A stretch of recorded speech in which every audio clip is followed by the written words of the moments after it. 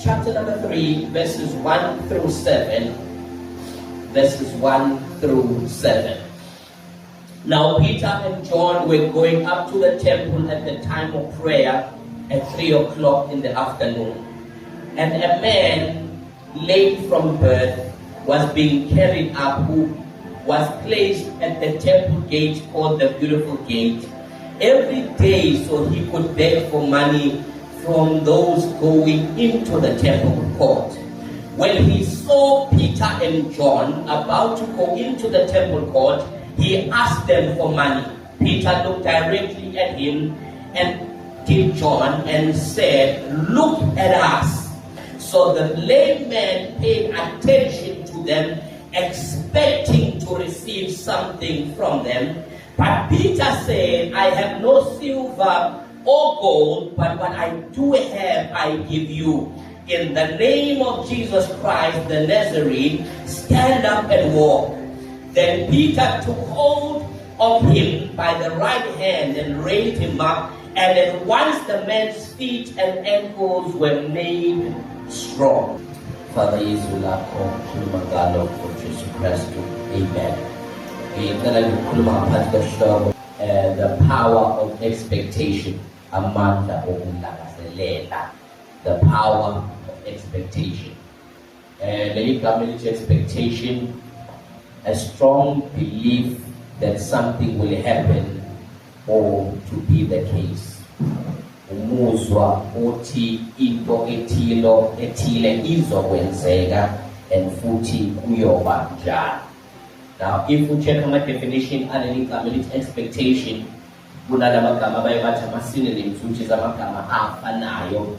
Igama elithi expectation ifana naleli gama elithi hope, ithemba. So mesikhuluma about an expectation, sikhuluma about a hope. Your hope, it is a feeling yokuthi into enhle izokwenzeka, noma ukukholelwa ukuthi into enhle izokwenzeka. So as we made that empowerment conference, kufanele sonke siye with an expectation. The expectation iyona ezokunika guarantee ukuthi ungakanani okuzuzayo, ungakanani oku-implementayo, ungakanani ozogcina uphila kukho okwamukele kwi-conference, ngoba uye une expectation. Amen. So if you have an expectation, then une possibility enkulu yokuthi kukhona ozokwamukela. Kodwa uma uyane excitement engena expectation, uzoba nesikhathi simnandi kodwa ubuye ungenalutho, ngoba konke sikwamukelayo sikwamukela through and via an expectation. Amen. Bazalwane, ngiyacela nimkhobe makhelwane ukuthi have an expectation. Iba nokulangazelela. iBhayibheli lithi njengenduzela ilangazelela amanzi, kanjalo nomphefumulo wabo ulangazelela wena, kusho uDavid. So uthi ilevel yokwamukela uNkulunkulu empilweni yami ilele kwi-expectation yami. Now umethi njengenduzela, you will find ukuthi when a deer ifuna amanzi ikwazi ukuduma beyond i-height ejwayele ukuyiguma ngenxa yehanga enayo, ne-expectation yokuthi mengike ngathola umfula ngizoba satisfied. Ikwazi ukushiya isilwane engeke ikwazi ukushiya on its normal day, because of the hunger with the expectation yokuthi izokwazi to be met lokhu ekufisayo nekulangazelelayo. Yikho neBhayibheli lithi babusisiwe abalambele nabomele, that who have an expectation. Hunger and ukoma is an expectation. Uthi uNkulunkulu labo bayogcwaliswa. So awugcwaliswa ngokukhona, ugcwaliswa ngokune expectation. So expectation ingekho kunezinto ongazithola ugcina ungayitholanga ngoba awuexpect lutho. So ukuze kube khona a shift empilweni yakho, it requires an expectation. It requires a hope. It's interesting ukuthi mawufunda Hebrews chapter 11 verse number 1 uthi now faith is the substance of things hoped for and the evidence of things not seen. Ngamanye amazwi, there is no faith without hope. Kufanele kube khona expectation kuqala ukuze faith ikwazi ukusebenza. Asiqualify as if faith in terms noma besibuka ekuthweni kukhona ozokwamukela. Awukwazi ukuthi uyakholwa ukuthi uzokwamukela kodwa ungenayo i-expectation e-hope. So the only time ukwazi apply i-faith ukuthi wamukele into ukuthi fanele uqale uyi-expect leyo. So without expectation your faith is null and void ngoba ayinayo isource ehamba phezu kwayo. And leyo source ehamba phezu kwayo ile source ebizwa ngethemba. If you don't hope for anything, you cannot believe for anything. Ngoba it is from hope that faith is birthed. Awuhamele sontweni. So uma ithemba lingekho, ukholwa kanjani? Into eyenza ukuthi sikholwe uJesu noma one of the things eyenza ukuthi sikholwe uJesu ukuthi mayebuya uyosamkela. So siyakholwa ngoba there is a hope within us that he is coming back. And lento ukuthi uyabuya iyona yenza ukuthi noma kwenzakalani asinyakaziswa ngoba we have an expectation yokuthi izinhlupheko esibhekene nazo zinelinganiswe nenkazimulo esiyakuyo. That expectation iyona yenza ukuthi sikwazi ukuma. That expectation iyona yenza ukuthi sikwazi ukuqhubeka. So without expectation kuba kukhuni ukuthi uhambe kulolu hambo. Asibe lokulangazelela. So there's a few things efuna sizenze and look at kunama principles amba kule chapter esifundile from these verses esiwafundile. Verse number 1 uthi, now Peter and John were going up to the temple at the time for prayer at 3 o'clock in the afternoon. Obalayo uzubhala ukuthi the importance of having scheduled prayer. Ukubaluleka kokuba nemikhuleko ehleliwe. The importance of having scheduled prayer. Ukubaluleka kokuba nemikhuleko ehleliwe. Lithi iBhayibheli uPeter noJohane babeya emkhulekweni ngo-3 o'clock. So it's a time ebekiwe ukuthi ngaleso sikhathi uyakhuleka. Now maybe let me give you a brief understanding yaleyo nto ithi. So Peter noJohn, even though besindisiwe, still part of the Judaism belief. Judaism inalezinto ekuthiwa yikhathi zomkhuleko. Yakhumbula umfundi iBhayibheli lithi uDaniel njalo 3 times a day wayephuma ayobheka ewindini abheke eJerusalem akhuleke. In Judaism bebe no scheduled prayers 3 times a day. Now noma-ke singabantwana bakaNkulunkulu born again, not of the belief of Judaism, ibalulekile kodwa sibe nayo lento yemikhuleko ehleliwe, scheduled prayer. Into ye-scheduled prayer isiza ngokuthi yakha i-discipline kumzalwane. Amen, bazalwane.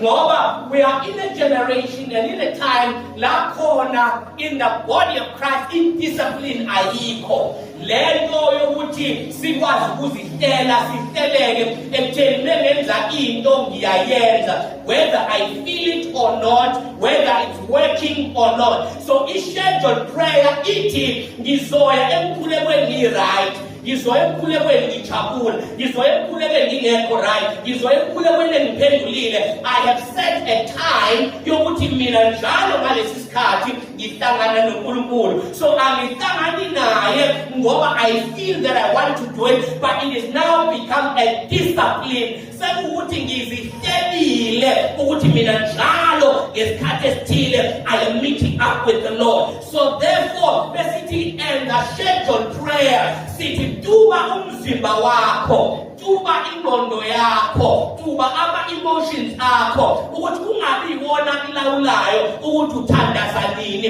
kodwa kube is the scheduled times oyibekile, kube izona ezikulawulayo. Yes, ngiyazi 1 Thessalonians chapter number 5, I think 17 to 18, uthi prayer must be a lifestyle, noma pray without ceasing. Othi sikhuleka singaphezi. Yes, I am praying emsebenzini, I am praying ngisetekisini, but khona iy'khathi efanele sizenze lapha siyakahle khona ukuthi yonke into ivaliwe, ney'ngane zami they know ukuthi mase kuyilesi sikhathi, isikhathi sikababa noNkulunkulu. Lokho kusize kutheni whenever we need something, siyazi ukuthi uNkulunkulu ukuze asiphendule, ubaba uyadinga ukuya esikhathini sakhe ayokhuluma noNkulunkulu wethu, uma uyadinga ukuya ngesikhathi sakhe ayokhuluma noNkulunkulu, ngoba bekhuluma noNkulunkulu we know that this God will intervene in this house, ngoba bayazi they scheduled prayer. Yes, I am not perfect. Yes, nami I fail in a scheduled prayer, but as family sister is God, no matter it's once a week, bazalwane, kodwa kwazela ukuthi we have a scheduled time of prayer as a family. Khona mhla kushuba izinto ekhaya sonke sikhumbula hayi ngosina Wednesday ngo-6 o'clock ngoba kunje akefike enkosini siyobuza Nkosi kwenzakalani, because it has become a lifestyle, it is a schedule ebekiwe ukuthi we have scheduled prayers. So fanele senze njani? It is important to have times of scheduled prayer. Now, our scheduled prayer asiza ngokuthi noma ungafuni, bazalwane niyazi ukuthi ukukhulu uthanda, niyazi ukukhulu uthanda, niyazi ukukhulu uthanda, okay uthanda zikho nithu, niyazi ukukhulu uthanda. So ngoba ukukhulu uthanda, i-scheduled prayer ithi ngizothandaza ngo-6, but ingaphelekeli ngizothandaza ngo-6, uthe uJesu bengiyilinde ihora nje na. Bese uyazi ukuthi this week I'm going to try just for 10 minutes. We are living for this month, put a scheduled prayer, I am doing 10 minutes. And ngaleso sikhathi uzogcina ufika la ukhula khona uyisethele isikhathi, so uzogcina udiscipline in such a way yokuthi uthi angiphumi lingaphelanga i-hour. Even if it means sengizohlala phansi-ke angisazi ngizokhuleka ngithini, ngiye eBhayibhelini ngifunde iBhayibheli, you begin to train yourself ukuthi uyazakha ezwini lenkosi, uyazakha emkhulekweni, ugcina usunamaculo endumiso owazi ayaphampa in your prayer. Why? Because it's time of scheduled prayer. So in scheduled prayer iletha imbazalwane, iletha discipline. Now let's define the coming to discipline. The ability to make yourself do something, even if it is difficult, so that you can achieve a goal. Besikhuluma nge-discipline, amandla okwenza into ethile noma kunzima ukuze ukwazi ufinyelela kwi-goal olibekile. Now it's interesting, uma uzofunda uHebrews chapter number 11, verse number 6, ufunda kanje uthi, but without faith it is impossible to please him. For he that cometh to God must believe that he is, and that he is a rewarder of them that diligently seek him. Okay? And ngiyazi ukuthi siyathanda ukuthi sithi akwenzeki ukuthi simthokozise ngaphandle khona siyalahlonke lapha. But ngibandwe no-line egcina mina ngisabuka lento of scheduled prayers. Without faith it is impossible to please God. Alalala. For he that cometh to God must believe that he is called to call. Basically, and he is a rewarder. Now, he is a rewarder. Now, he is a rewarder of what? Of they that diligently seek him. So, he rewards a diligence, not just faith. But one more time. So, it's only simple, not a gift. It's a reward. I-reward yinto oyisebenzelayo bese uyayithola. Ukomeliswa ngayo ngoba khona into oyenzile bese kuthiwa ngoba uyenze kahle nawo umkomelo walento oyenzile. Uthi it is the diligently seeking me that I reward. So noma une-faith, kodwa i-faith ingahambi ne-diligence, angikwazi ukukureward ngoba ngi-rewarda faith and diligence. But igama elithi diligence lisho ukuthini? Igama elithi diligence lithi carefully and persistently. Leli gama carefully carefully and persistent. Persistent, but let me define persistent. Persistent, the fact of continuing in an opinion or course of action in spite of difficulty and opposition. Persistent, ukubeka entweni nokubhekana nobunzima nokuvinjwa. Doesn't that sound like a word I just defined? Akuzwakali njengaleli gama ekade nilidefine elithi discipline. So diligence and discipline are defined the same way. So uthi ngikomelisa aba disciplined in their faith. So is scheduled prayer elected discipline ekholweni kwakho. Itenza ungene uphume ekholweni ube committed ungabi committed ekholweni ingoba awukho diligent in your scheduled times of prayer. Noma awunawo ama scheduled times of prayer. Yabona waba nesikhathi somthandazo kukhona izinto ezingakupheki ngocela uzene ngoba in your diligence emkhulekweni ukhuluma nawe. Amen esontweni. So diligence. Nisakho manje sibe njani? Discipline, sibe nani ne-diligence in our scheduled time for prayer. Ikhatheke ihleliwe zomkhuleko. Verse number 2. And a man lame from birth was being carried out, who was placed at the temple gate called the Beautiful Gate, every day, so he could beg for money from those going into the temple. Number 2, expectation bears consistency. Ukulangazelela, ukuzala, ukubekezela noma ukuphikelela. So, expectation bears consistency. Le ndoda kuthiwa yazalwa ilei. But lithi iBhayibheli every day yayithathwa iyobekwa ngasethempelini esangweni elibizwa ngesango elihle. Every day. But le ndoda ayina guarantee yokuthi every day ngizothola imali. But every day he expected ukubekwa at the same place at the same time, expecting to get something. Noma engabuyanga nalutho kodwa waye masefika ekhaya athi ngiyacela nakusasa ningithathe niphinde niyongibeka at the same place. He had an expectation yokuthi kukhona into azoyithola umebekwe ngasesangweni elihle. Noma engayitholanga ayimenzanga athi ngicela ningishintshe isport, kodwa his expectation made him consistent ukuyendaweni noma manje zathe kade walindile ngawaboni. But into engiyithanda noma imali engayitholanga for some reason i-expectation yamgcina kwaze wafika ophetho besinisiwe wawuthi akwazi ukuthola lokhu abekela. Expectation kept him going. So when you lose expectation, you lose inconsistency yokwenza into noma ukuyentweni. Yabona the day bafowethu ngikhuluma the day uza eWEC but expect nothing from me, you are gonna run out of consistency. Azo izophela momentum yokuthi every Sunday ngifuna esontweni ngoba ayisekho into elangazelelayo ozoyizwa mengikhuluma. So when expectation dies, consistency disappears. But when expectation rises, consistency rises. Example time.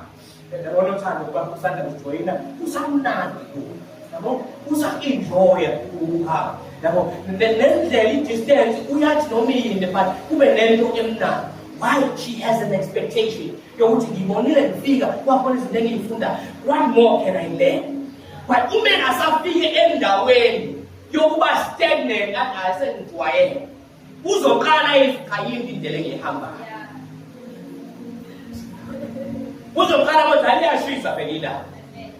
It's not because iweather ayijwayele, expectation isiphelile, once i-expectation iyaphela, i-consistency izolandela nayiphela. Let me make an example. Let's say emshadweni, have an expectation. Have an expectation. Sizokwakha i-empire. I have an expectation. We're going to raise well-disciplined, beautiful children. I have an expectation. Zikhale ukuthi ukunoma ni prosperishe ivele kulahlekele umsebenzi. Bese niyaqala niba ne-doubt, ngoba niba ne-doubt kulahlekela ama-expectations singakho izinto. Bese niyaqala ukukade nithandana.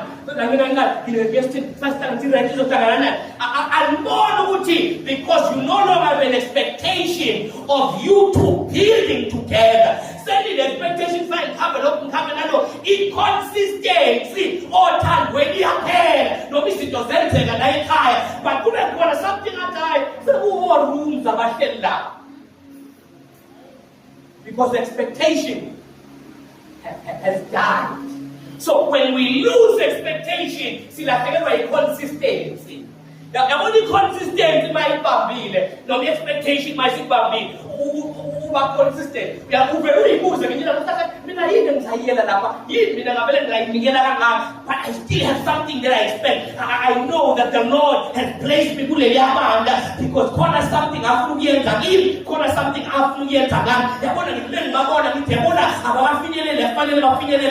but I believe something in my heart says,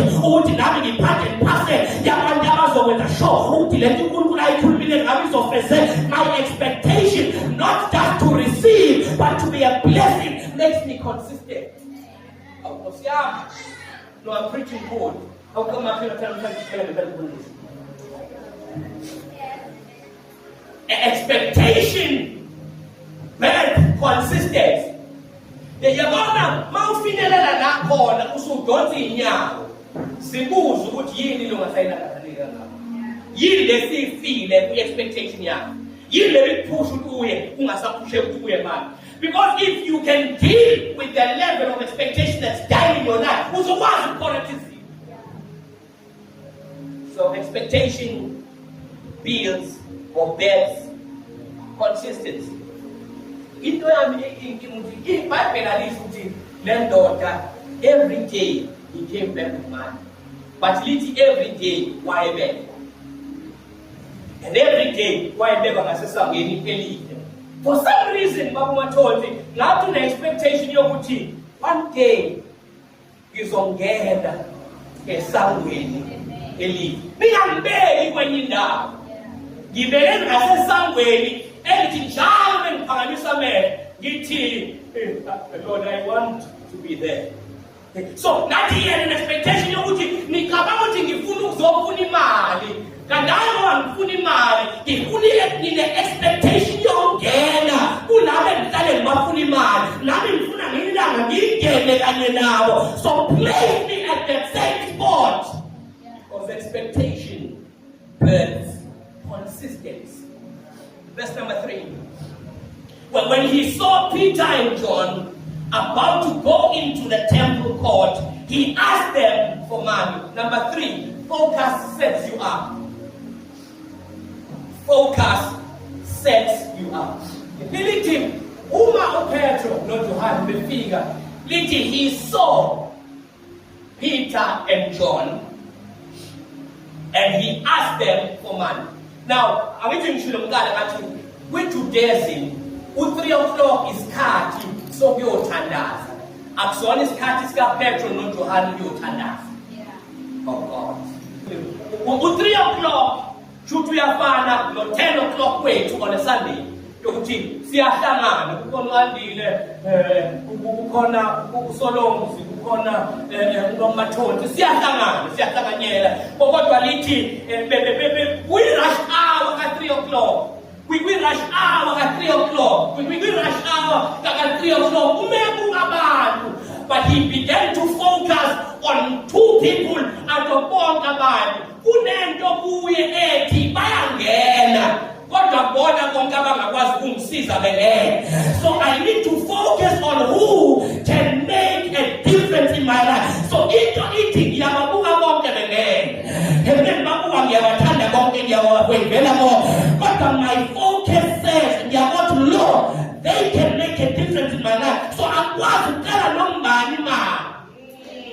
ukunabantu abathile ngiset focus yakubo ngithi sendi project ethile akwazi ukunicela nonke ngoba my focus has set me in a way of knowing who will be able to do this and who will not be able to do it. So if focus set him up to get a miracle. Uma wavele wadonsa nombani ngabe wayithola imali wasala engaphili. But focus. Focus. Yabona lento akuyona leshinto yasesontweni. Akuyona leshinto yasesontweni. Abantu basemsebenzini especially ngoba manje yonke into is more or less of sales. The focused person makes the most sales. The focused person gets the raise. The focused person gets ama incentive. Focus. Sonke senza umsebenzi ofanayo ngendlela efanayo kodwa ifocus ikhipha ama-results angafani. One more time. Sonke senza into eyodwa sifundiswe ngendlela eyodwa kodwa ifocus ikhipha ama-results angafani. So when we focus senza ukuthi we are setting ourselves up to be different from everyone. Hayi ngoba singono because we are focused.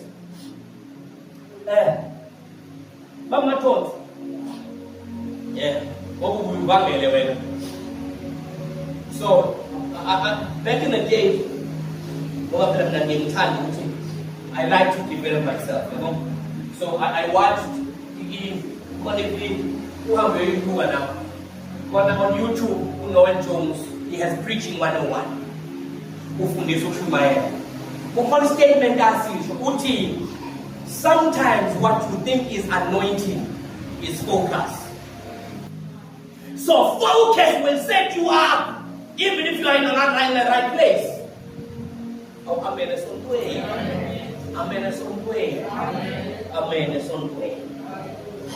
Focus.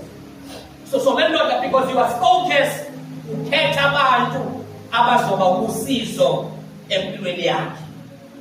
Focus. Verse number 4.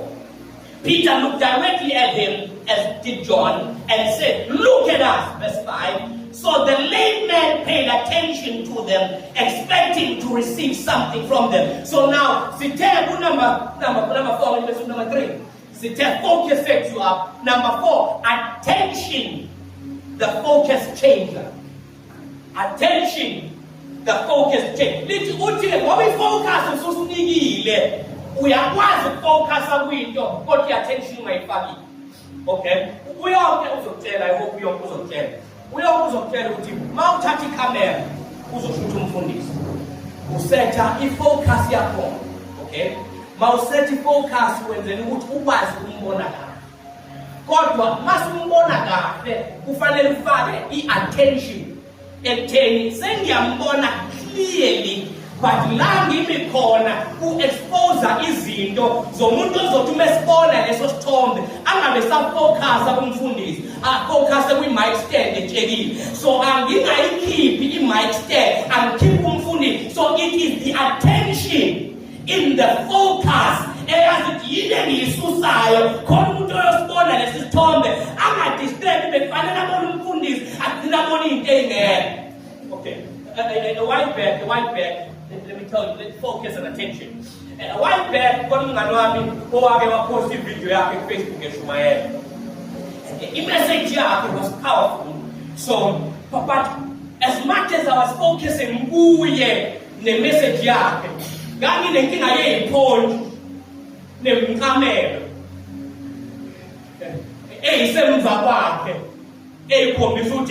Kule nkonzo yentenge balala khona kadina ngasakwazi ukufocus kuye ngoba i-attention yami yayibandwele izinto ezisemva kwakhe ukuphithizela kwezinto kwasusa i-focus kwi-message engangisizi. So sometimes I need to put effort in fixing the areas of attention so you can focus on the message. Into ngibe phethi yokuthi kubukeka kanjani la ukuthi mhlangathola umuntu ozobona ivideo angaphazamisa ukubukela kanjani la aluzi message akethu mebuka lo abuke lo ngale athi what a beautiful atmosphere akwazi ukukhetharisha into ekhulunywayo ngoba i-attention yakhe ifocus kulokhulumayo ngoba indawo akuyo yinhle. So what to Peter, you are focused on us but just tell the attention yakho ke manje uthi attention esicela yona wena ufuna imali thina siyapota isidingo sakho akusona imali. Attention makes sure ukuthi lokhu ucabanga ukuthi khona okudingayo siyakwazi ukubona khona okudingayo. Oh, siyami. On the corner somewhere. So attention, the focus changer. So i-attention yethu ukuthi sikwazi ukuthola izinto ebeyifihlekile kulento efocus kuyo. So when you focus on something, then pay attention. Uthola-ke ngathi uphetho isiliva negolide asinayo. But bambane angiyishi iBhayibheli ukwanza nje basho njalo that le ndoda yathini ngiyacela iqhubeke nihambe because he was now paying attention. Ngoba is now paying attention, akasabambelele ekutheni bathe isiliva negolide waseyagiba usalinde what else are you going to say? Yini engizoyisho because my attention is fully on you. If your attention is not fully on someone, awukwazi ukuthola everything that they want to give you. But what we have, we give to you. Verse number 6, uthi, but Peter said, I have no silver or gold. Now, wafethu umuntu okugcina-ke lo ngasho ukuthi isilver negolide kanani. Abona bona bonke abantu abangathi isilver negolide kanani okugcina lo. Kongasho nje yazi abantu okugcina uyakhumbula kufanele wakhokitela behamba noJesu bathe maphaketheni kuthiwa malayini kwathi uJesu kuleka wena uthi umntu angifuni ukuthi thathe next thathe nje udobo ufisha ukuqala ozobamba uzofika ukunike the exact amount. So uyakwazi ukuthi itholwa kanjani imali.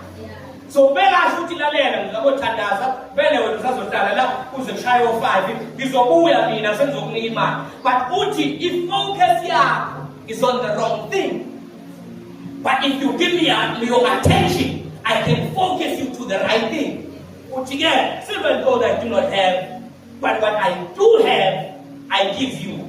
In the name of Jesus Christ the Nazarene, stand up and walk. Number 4, Number 5. Priority is power. Priority is power. The priority was ukuthi yini bekuqaleni yini la nemswala. Igama lesona la. Priority is power. So uthi uPeter, imali ngingamnika lo muntu. But akuyona priority yakhe. Ngoba uma kuyimali usazolokheza la. Engangeni la. I-priority is not ukubekwa la. I-priority ukungena la. Akuyona imali ezomfaka egeyithini elihle. Kodwa into ezomfaka esangweni elihle inyawo zakhe. But inyawo zakhe ukuze ikwazi ukusebenza into ezomnika yona igama likaJesu. So uthi igama will not change uthi uzodlala namhlanje, but it will give you the power uthi ungamusabuya uzocela kodwa kube namandla okuyigenerate into kade uyicela lokukhuluma phela wathi igama likaJesu ungenzeka lingakusiniki imali, igama likaJesu lenzeka lingakuniki ibhizinisi elikhulu kodwa it will give you a mindset of how to change your life. Igama likaJesu liyakwazi lifike emhlizweni yakho nasengqondweni yakho lishintshe indlela okade ucabanga ngayo, lishintshe indlela okade wenza ngayo. Le ndoda ayisezuza manje izohlala ngasesangweni kodwa isizongena ngoba ithola imali this time ithola uJesu. Priority is power. So sometimes, as much as udinga sikusiza ezisonto, kuright ukuthi sizokhulekela ukuze sikufundise ukuthi nawe ukhuleke. Khona wena singakwazi ukukusiza ngempela ungadingi imali ushiye, but wazi ukuthi uyaprioritize prayer yokuthi inkosi ngakwazi ukuthandaza yenze isimanga nesimangaliso senzeke. But njalo bese sikunika imali uzogcina unganayo into yokwazi ukuyikhulekela uthi inkosi give me change empilweni yakho. So abanye they don't have change empilweni ngoba bahlale befuna ukwamukela usizo not ukuthola i-priority ezobanika mali. The name of Jesus, impilo yokusindiswa is a priority more over and above ukuphila kwempilo yasemhlabeni. Priority is power. Verse number 17. Then Peter took hold of him by the right hand and raised him up, and at once the man's feet and ankles were made strong. Now, this is the second to last one. No, we're going to point. Let's invalidate the power of expectation. The power of shared experiences. Amanda ezimo ezifanayo. The power of shared experiences. UPetro lithi iBhayibheli lispecific balwazi lithi kwamnika isandla sakhe sokudla kwamphakamisa. Why is so specific? Ingokuyayazi lo experience Petro. If you read Matthew chapter number 14, uJesu kade feed the 5,000 sebedile sebesuthi sebeyabaliwe bafuna umenza inkosi. Bafuna umenza inkosi yabo, atshela abafundi ukuthi abawele baye ngaphesheya, yena ahamba entabeni ayokhuleka. Ngesikhathi eya ngaphesheya umfundisi weshumayela leThumayela nasibuyisho njalo. Umeya ngaphesheya beya ngaphesheya bahlangane nestorm nesivunguvungu sibalwise bangakwazi ukuthi baqhubeke. Lithi uJesu entabeni ekhuleka ababone bese suka ehamba phezu kwamanzi yakhona. But befika kubona bathi bebembona bathi isipoki yini athi cha yimina bese thuphela mebuwena ngibize ngiyise. uJesu ambiza uPetro athatha steps sokuqala athatha ngathi bese sibili bese yakwila bese yakhala uPetro athi Lord save me nasike isheke spirit bese uJesu extend his right hand ayomdonsa emanzini. Mayefika in Acts chapter number 3 uthi whether you are low and lame I was low and drowning. Ngabona amandla okululelwa isandla ngikwilile ukuthi bese ngiphakamisa ngikwazi ukuhamba kwinto ebengakwazi ukuhamba ngayo. Wathi ngikwazi ukuhamba kwinto engekho stable enough engekho strong enough ukuthi ngahamba phezu kwayo. Amenza wanawo manje umunyathela aqina ukwazi ukuhamba. Ameqakala le ndoda waqinile nafume ngasukuma ngakwazi ukuhamba. Kodwa the time emnika isandla bemphakamisa the shared experience gave him a miracle. Ungawafihla my experiences akho khona ngamsiza. Don't be too holy. Don't be too holy. Ngoba khona umuntu odinga ukuba holy badinga your right hand. Ukulalela. Yabona ubona hayi nakuba khona. Bengikhona. La ngike ngakhaya. Mina ngike ngayivuka ishumayela nje. Ngishumayela ngazathi ngiyashumayela kodwa mina noJesu wasazana. So if I don't share that with omunye umshumayeli na ngine abantu eyazi njalo ukushumayela nje. Mina ngisazana noJesu. Bese ngiyamtshela ukuthi take my right hand. Phumula. Yaphumula benda. Uphumule kuye. So that you can be recharged. He gave him his right hand. But yonke lento yenzeka on the basis of lendoda even the expectation. Let me close with this verse. Matthew chapter number 13 from verse 55 to verse 58. Isn't he just a craftsman's son? Isn't his mother named Mary? And his four brothers, Jacob, Joseph, Simeon, and Judah. Verse 56. And don't his sisters, don't his sisters live in Nazareth? From where then did he get all this revelation and power? And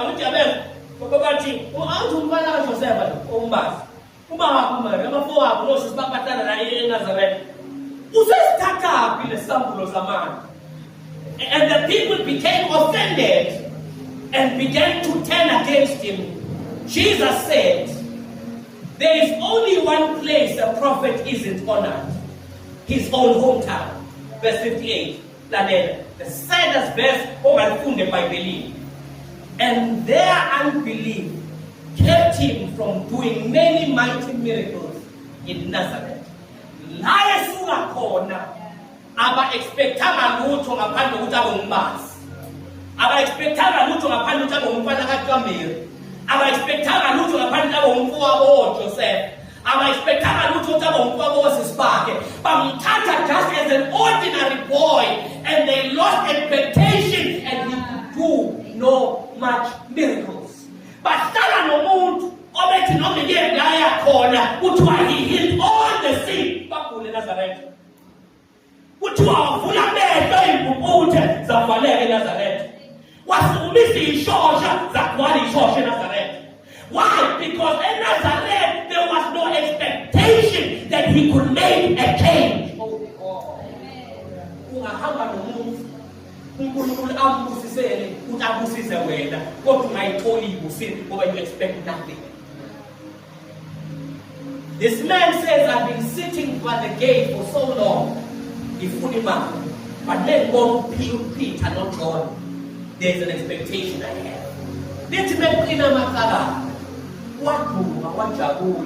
And he went into the gate called Beautiful.